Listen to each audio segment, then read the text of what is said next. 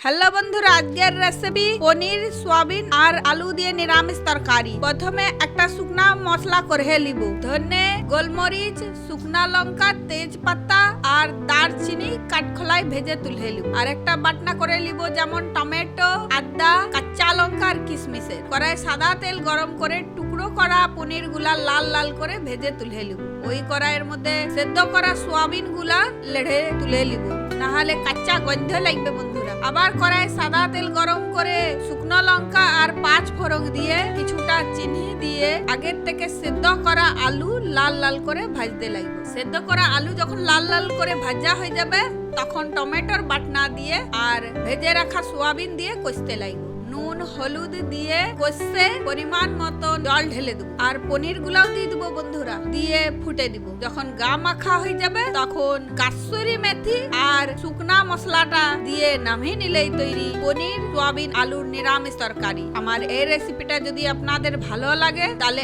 একটা share, comment আর like করবেন বন্ধুরা। আমার পুরো ভিডিওটা দেখার জন্য ধন্যবাদ।